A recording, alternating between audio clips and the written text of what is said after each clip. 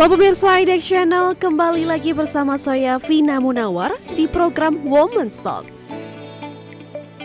Pemirsa, bisnis pakaian tidur memiliki potensi yang cukup baik karena merupakan kebutuhan dasar yang selalu dicari orang.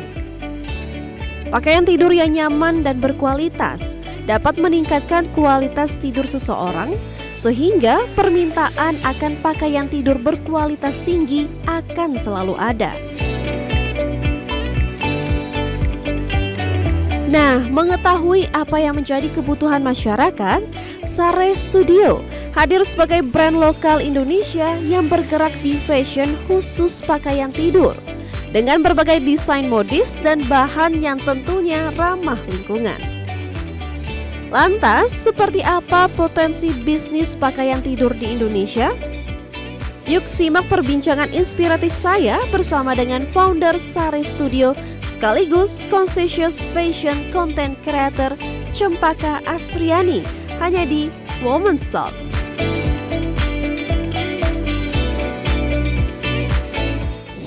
Nah pemirsa, bersama saya saat ini sudah ada Mbak Cempaka Asriani ya, selaku founder dan juga CEO dari Sare Studio, sekaligus beliau juga merupakan fashion conscious content creator ya. Betul. Wow, menarik sekali ya. Dan juga tadi pas saya melihat ke depan baru masuk ke sini udah ada display baju-bajunya lucu-lucu sekali, Mbak. Thank you. Ini makasih. brand dari Sare ya? Betul. Mungkin sebelum kita jauh bahas terkait bisnisnya, mungkin diceritain dulu nih dikit bagaimana sih awal mula brand Sare ini terbentuk dan apa sih inspirasinya? Oke, jadi brand Sare Studio sendiri itu terbentuk 2015. Pada saat itu saya belum lama pulang dari sekolah di Inggris. Jadi waktu itu pas pulang ke Jakarta, ke Indonesia, saya melihat ada opportunity di pasar, di sektor fashion terutama baju tidur.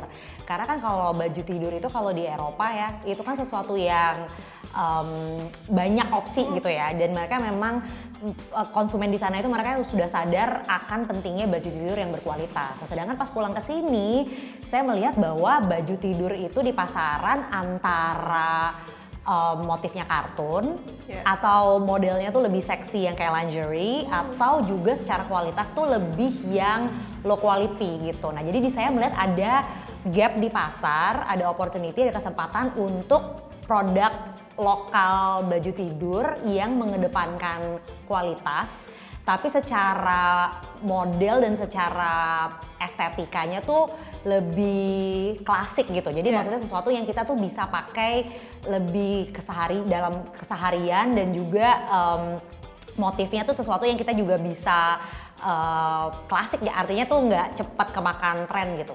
I see, memang kalau kita lihat di Indonesia belum terlalu pakai piyama banget ya. Iya, masih iya, pakai iya. baju biasa atau baju tidur. Nah mungkin kalau di awal kan marketnya belum banyak orang lah ya mau pakai piyama khusus buat tidur.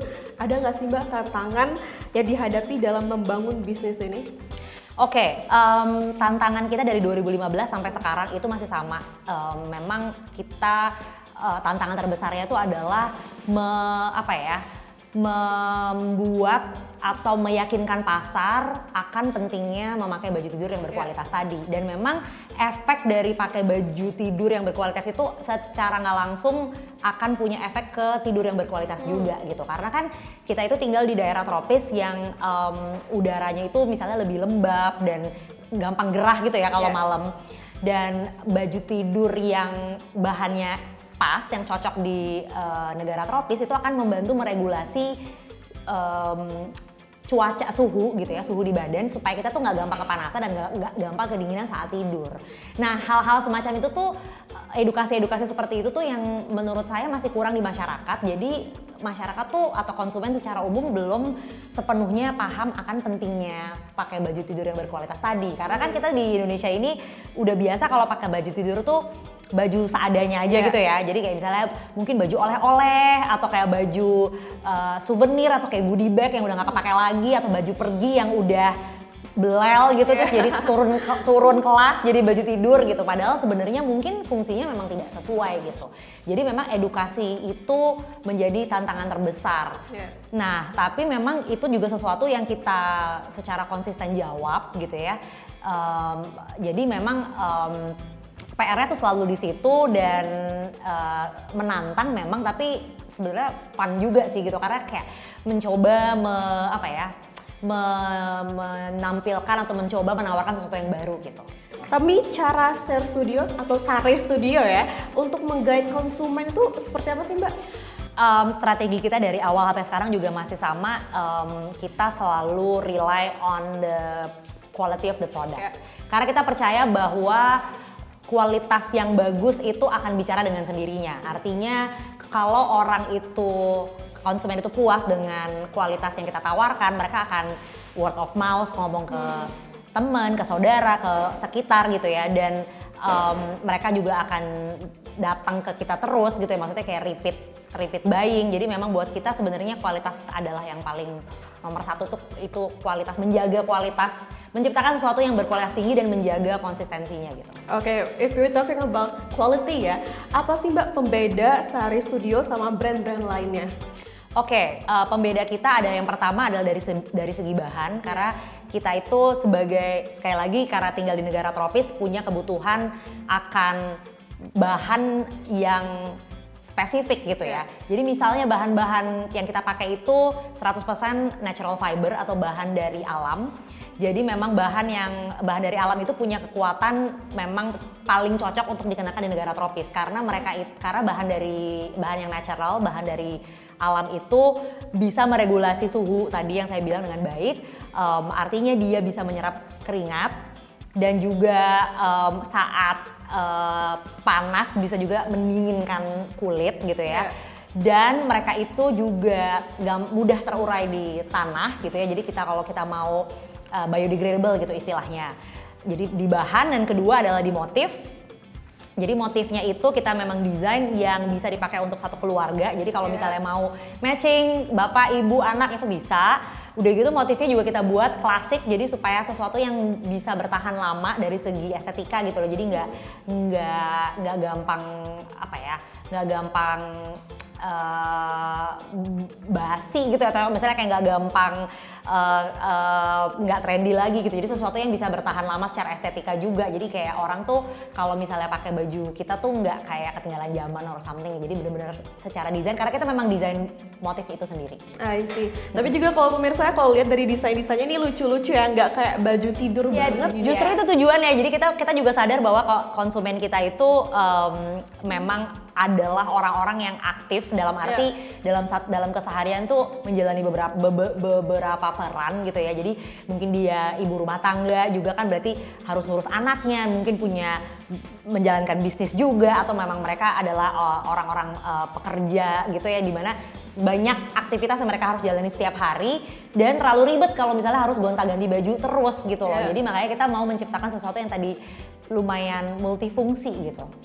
Baik, kalau dari segi transaksi atau penjualan dari Sare Studio ini gimana Mbak? Jadi kita itu kan pas 2015 kita mulai bisnis itu tuh fase pertama ya, kita bilangnya fase introduction gitu istilahnya ya.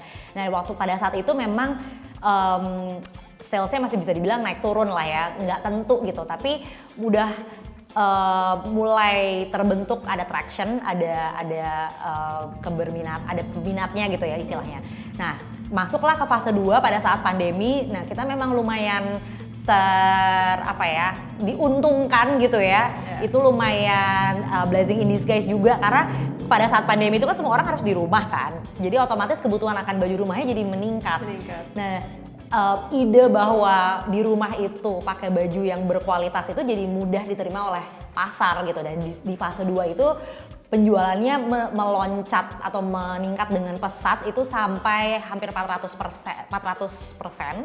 dari yang fase tadi yang pertama. Dan karena kita memang bukan pemain baru pada saat itu, berarti itu kan pandemi itu 2020 ya, jadi kita udah di market sekitar 5 tahunan gitu ya. Jadi kita memang cukup bisa menjawab kebutuhan pasarnya. Jadi secara supply-nya kita juga bisa penuhi. Nah dari situ udah meningkat. Nah sekarang jadinya udah konstan di angka yang udah jauh dibanding yang fase pertama gitu. Jadi sebenarnya sekarang kebutuhannya itu udah cukup tinggi dan lumayan konsisten di per bulannya sih. I see, berarti memang banyak ya peminatnya ya pemirsa ya.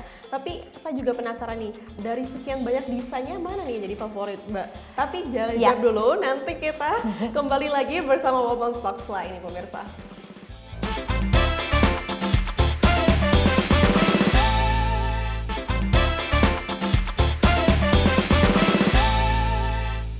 Dan pemirsa, kembali lagi di Women's Talk dan kali ini masih bersama Mbak Cempaka bersama saya. Tadi kan kita sudah dijelaskan ya terkait inovasi dari Sari Studio ini terkait dari fabriknya ya yang lebih natural dan juga ada desainnya yang lucu-lucu dan juga lebih timeless ya. Dan tadi saya sempat bertanya apa sih yang jadi favorit di Sari Studio ini. Kalau saya lihat ini ya, itu kayak lucu banget ya, warna biru gitu. Nggak cuma bisa dipakai tidur, mungkin bisa dipakai main-main ya. Ini baju anak ya Mbak? Yang ini kebetulan ya koleksi anak, tapi memang kita kan memang koleksinya ada untuk seluruh keluarga. Jadi memang motif yang sama itu ada untuk yang kids collection ini, lalu juga ada yang women's collection dan men's collection juga. Baik, kalau yang jadi favorit itu yang mana Mbak? Ini salah satu motif klasik kita, udah keluar beberapa warna. Ini kita sebutnya dadu.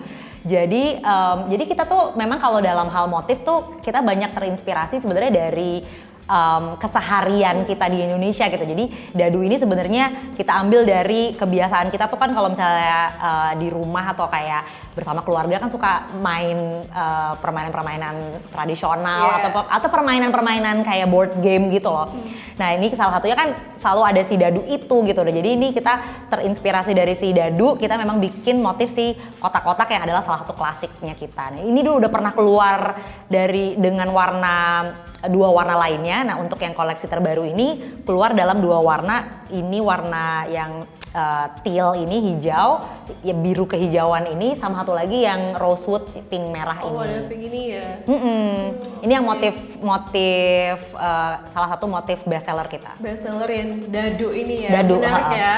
Namanya sangat Indonesia gitu ya. Ya sebetulnya sesuatu yang karena memang kita mencoba mencari sesuatu yang memang menjadi bagian dari keseharian gitu ya, supaya lebih lebih relatable gitu ya di pasar ya.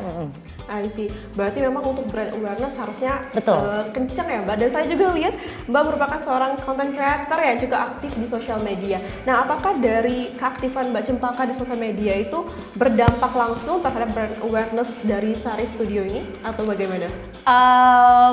Iya, tapi memang sebenarnya alasannya tuh lumayan nggak sengaja gitu kali ya. Jadi dalam arti sebenarnya alasan kenapa saya ngonten tuh awalnya karena memang saya tuh gemes banget ketika banyak customer atau banyak orang yang komplain di masyarakat.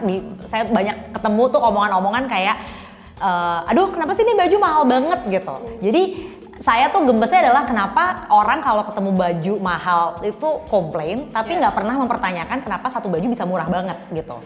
Padahal kan sebenarnya untuk membuat satu baju itu kan ongkosnya yang perlu dibayar tuh nggak sedikit gitu. Kita harus bayar labornya, maksudnya tenaga manusia yang menjahit dan memotongnya.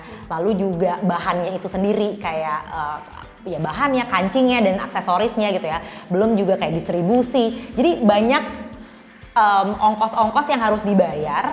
Yang artinya ketika itu murah banget berarti kan ada sesuatu yang dipotong gitu ya. Jadi mungkin ada sesuatu yang tidak dibayar dengan semestinya misalnya.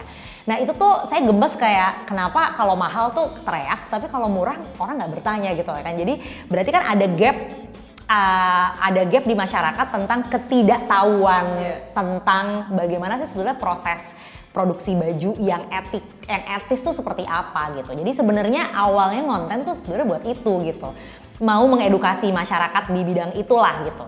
Sampailah ke titik di mana ternyata memang kita udah tanpa kita sadari sebenarnya kita hidup di era overconsumption gitu ya, di mana kita tuh beli baju tuh maunya banyak dan cepet dan murah gitu. Jadi ya udah, jadi akhirnya juga banyak edukasi di bidang itu juga tentang mengingatkan kembali akan pentingnya kita tuh kalau belanja selalu sadar gitu ya, sadar akan apa yang kita beli. Nah jadi untungnya kesemuanya itu ternyata memang akhirnya membawa efek yang positif gitu. Jadi akhirnya orang mulai sedikit-sedikit mulai menyadari, beli sesuatu yang lebih mahal tuh ya nggak apa-apa, asal dia bisa bertahan lebih lama gitu, dan justru sebetulnya beli sesuatu yang lebih murah tuh lebih rugi sebenarnya. Lebih boros ya jatuhnya ya. Lebih boros dan ini emang lebih boncos gitu loh, lebih rugi. Kita keluar uang sebenarnya lebih banyak. Lebih banyak ya. Tapi kita nggak sadar aja karena sering sedikit kan. ya. Sedikit-sedikit. Iya. Apalagi sekarang di zamannya FOMO ya Mbak. Betul. Jadi kayak dan juga gampang banget tuh transaksi di sosial media ataupun di platform online gitu kayak check out gampang, gampang, jadi terlalu mudah ya untuk overconsumption itu ya. Tapi kalau kita balik lagi ke Sari Studio ini, pernah bekerja sama atau akan bekerja sama dengan brand-brand lain nggak Mbak untuk brand awareness-nya? Kita sih sebenarnya cukup sering membuat kolaborasi, walaupun kolaborasinya nggak selalu dalam bentuk produk, tapi juga misalnya kolaborasi marketing, kolaborasi untuk activation misalnya berupa event, itu kita cukup sering. Jadi memang kedepannya sih akan terus berkolaborasi karena kita juga merasa bahwa itu sesuatu yang fun dan sesuatu yang seru juga. Jadi kayak konsumen tuh bisa lebih biar nggak cepet bosen juga kali ya, dengan jadi selalu ada kebaruan gitu. I see. Tapi kalau Sari Studio bisa dibeli atau ditemukan di mana nih Mbak? Kita sekarang adanya online, jadi di website kita sendiri di saristudio.com, lalu juga ada di marketplace, ada di Shopee, ada di Tokopedia, ada di Blibli. I see. Dan juga ini mungkin pemirsa udah bertanya-tanya nih terkait harganya berapa nih Mbak untuk satu set piyama ini ya, berapa Mbak? Jadi kita tuh sebenarnya ada 2 kategori produk.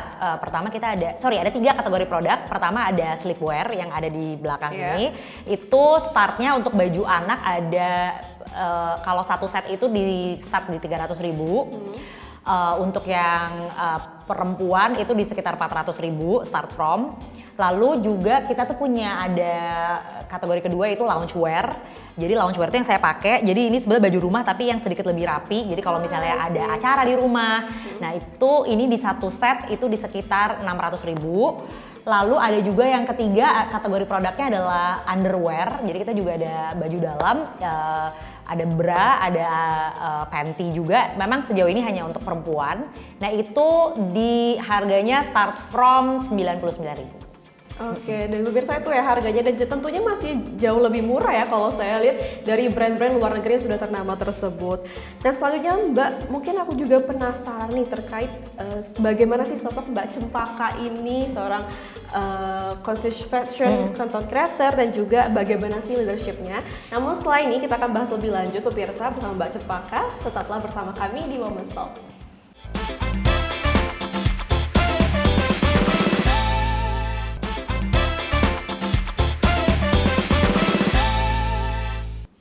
Pemirsa Women's Talk kembali lagi bersama saya Vina Munawar, masih dengan Mbak Cempaka. Tadi kita sudah banyak ngobrol tentang Sari Studio dan juga terkait bisnisnya dan inovasinya dan lain sebagainya. Nah kali ini saya mungkin lebih penasaran terkait seorang Mbak Cempaka itu seperti apa sih? Bagaimana sih leadership yang Mbak gunakan untuk membangun brand atau juga dalam perusahaan itu sendiri? Saya tuh sebenarnya orang yang cukup sebenarnya latar belakang saya tuh, saya datang bukan dari keluarga pebisnis. Sebetulnya passion terbesar saya itu di komunikasi, jadi makanya sebenarnya kenapa buat saya tuh ngonten sesuatu yang cukup mudah dan saya sangat enjoy sebenarnya gitu ya. Jadi memang komunikasi tuh passion saya, jadi makanya memang cara saya membentuk leadership atau menjalankan Sari itu sebenarnya lebih banyak di situ. Jadi makanya saya sendiri tuh kalau dalam sehari-harinya di Sari itu lebih oversee the business and also the marketing part of the business of the brand gitu. Jadi makanya buat saya tuh kayak brand awareness, terus kayak brand storytelling, itu tuh jadi satu hal yang saya seneng lakuin dan menjadi sesuatu yang bisa dibilang cukup jadi senjatanya Sari gitu ya dalam menjalankan usahanya gitu loh. Jadi buat kita tuh hal-hal kayak gitu tuh jadi penting gitu loh, karena kan sebenarnya pada akhirnya sebagus apapun produk, kalau misalnya message-nya tidak tersampaikan ke publik, orang nggak akan tahu gitu loh seberapa bagusnya produk ini gitu. Jadi makanya saya tuh selalu buat saya tuh selalu menjadi tantangan yang menyenangkan gitu ya untuk menemukan cara-cara baru dalam memasarkan si produk itu sendiri gitu. I see. Mungkin salah satu yang Mbak lakukan itu melakukan personal branding ya, karena juga personal branding seorang ownernya kan juga penting ya untuk sebuah brand. Dan saya juga melihat Mbak Cempaka kan aktif ya di sosial media dan seorang conscious fashion content creator. Nah mungkin pemirsa di rumah ini masih belum familiar banget ya apa itu conscious fashion dan juga why it is important. Oke. Konten yang saya share gitu ya di sosial media ini sebenarnya adalah membawa atau menampilkan perilaku belanja di era yang 70 tahun 80-an itu gitu, dimana fashion itu dinikmati secara lambat gitu. Nah artinya ketika kita tuh mengkonsumsi sesuatu secara lambat, kita juga mengkonsumsi sesuatu tuh secara sadar. Kita beli sesuatu karena memang kita butuh, kita beli sesuatu memang sesuai dengan apa yang kita cari gitu ya. Kalau baju tuh size-nya sesuai, warnanya sesuai, dan yang ketiga juga sesuai dengan budget kita. Dan karena kita tuh memang sadar saat membeli, kita akan lebih mencintai barang yang kita beli. Artinya apa sih? Kalau dia rusak, kita nggak pengen cepet-cepet buang gitu, pasti pengen dibenerin dulu. Ya gimana sih? Sesuatu yang kita sayang itu kan pasti kita jaga dengan hati-hati gitu ya. Nah jadi kesadaran itu yang sebenarnya bisa dibilang lumayan hilang di pasar karena memang kita itu hidup di era digital yang apa-apa maunya serba cepat, ya kan? Kayak maunya tuh beli langsung ada, langsung dikirim, langsung sampai gratis pula gitu ya. Jadi sebenarnya saya mau membawa lagi aja sih bahwa fashion itu nggak melulu soal sesuatu yang cepat gitu. Bener, apalagi saat ini banyak orang-orang yang cuma pakai baju satu kali beli, satu kali pakai, baru terus udah, bosen, sudah bosen. Terus juga karena modelnya yang udah nggak trendy lagi, jadi nggak dipakai lagi ya, dan itu sangat disayangkan ya pemirsa. Nah kalau kita balik lagi nih ngomongin leadership ya in general, apalagi in business ya, women in business itu kan alhamdulillah ya sekarang udah mulai banyak kayak berkembang. Namun apa sih tantangan Mbak Cempaka sebagai wanita di bisnis dan juga leadership itu sendiri? Mungkin tantangan terbesar adalah ketika kita menjalani multi peran ya, artinya sebagai wanita itu kan, sebagai wanita yang menjalankan bisnis, kebetulan saya juga sudah berkeluarga, jadi memang menjalani peran tuh sebagai pemimpin perusahaan, lalu juga ibu dan istri gitu ya. Dan memang tantangan terbesarnya adalah ya to balance it out gitu loh, karena kita tuh apalagi tinggal di negara yang ya dengan adat ketimuran yang kental, artinya memang kita tuh diharapkan perempuan di Indonesia itu diharapkan selalu menjadi istri yang baik, ibu yang baik. Ya tapi at the same time saya juga punya usaha yang nggak mungkin saya juga setengah-setengah menjalankannya karena saya juga punya karyawan dan tanggung jawab juga ke market atau ke konsumen. Jadi saya juga harus istilahnya juga harus perform di situ. Jadi ekspektasi itu sih yang cukup challenging gitu ya, untuk bisa menjalankan semua dengan baik gitu. Ya mungkin wanita-wanita dituntut untuk jadi superwoman ya, untuk bisa semua ya. Ya lumayan, walaupun itu kayaknya nggak bisa juga kan ya. Tapi dari keluarga sendiri mendukung kan Mbak? Mendukung banget, justru memang saya memang dengan sengaja selalu mengajak mereka menjadi bagian dari apa yang saya lakukan ya sehari-hari, karena sebenarnya saya kan punya Sare waktu itu juga masih belum berkeluarga gitu, jadi pada saat akhirnya saya menikah lalu punya anak, saya selalu membawa anak dan pasangan juga masuk ke dalam dunia saya dan menjadi bagian dari Sare Studio sendiri. Jadi akhirnya mereka sudah terbiasa dengan sosok saya yang memang dari awal memang multi peran gitu istilahnya ya. Jadi mereka nggak kaget dan bangga juga sama pencapaian yang saya dapati di sini. Dan juga kalau misalnya ada kesulitan atau misalnya saya lagi down gitu juga mereka support banget dan ya jadi safe space lah gitu. Oh, menarik sekali ya pemirsa, dan juga saya selalu amazed sih melihat ibu-ibu yang udah menjadi multi peran ya, ada bisnis di luar dan juga masih bisa mengurus keluarga dengan baik. Nah terakhir nih Mbak Cempaka, mungkin ada nggak sih tips and trick atau quotes-quotes yang mungkin bisa berguna untuk teman-teman atau wanita-wanita di luar sana yang ingin membangun bisnis? Oke, saya pernah baca satu quote yang kena banget di saya sampai sekarang. Jadi kita tuh sebagai manusia atau sebagai perempuan kan banyak yang punya mimpi ya, dalam hal ini misalnya mimpi pengen punya bisnis sendiri gitu. Nah quotes yang saya baca itu bilang gini, bahwa the only thing that goes between you and your dream is yourself. Jadi banyak yang kita tuh nggak sadar bahwa kita tuh tidak bisa mencapai satu mimpi ya karena kita sendiri yang jadi penghalangnya gitu loh, karena merasa kurang pinter, kurang ada waktu, terlalu banyak alasan lah. Jadi sebenarnya memang yang kita perlu lakukan untuk mencapai mimpi itu adalah mulai aja dulu sih. Ya itu ya pokoknya mulai aja dulu ya. Pokoknya mulai dulu aja, nanti kita lihat yang lain-lainnya di belakang ya itu tantangannya gitu. Tapi kalau kita nggak mulai, kita nggak akan pernah tahu dan akan selalu penasaran aja gitu. Iya, dan selalu merasa what if ya? Iya, what if. Nggak ada habisnya ya. Baik, terima kasih Kak Cempaka, sangat inspiratif sekali dan menarik sekali ya pembahasan kita hari ini terkait dari bisnisnya, Sari Studio dan juga seorang personal dari Kak Cempaka ini. Terima kasih banyak Kak Cempaka sama-sama, atas waktunya. Semoga nanti kedepannya kita bisa berkolaborasi lagi dan semoga Sari Studio makin mendunia ya, tidak hanya lokal bisnis juga bisa dikenal di seluruh dunia. Terima kasih Mbak Cempaka. Thank you. Dan pemirsa, semoga cerita hari ini bisa menginspirasi pemirsa di rumah dan sampai bertemu di momen song berikutnya. Bye.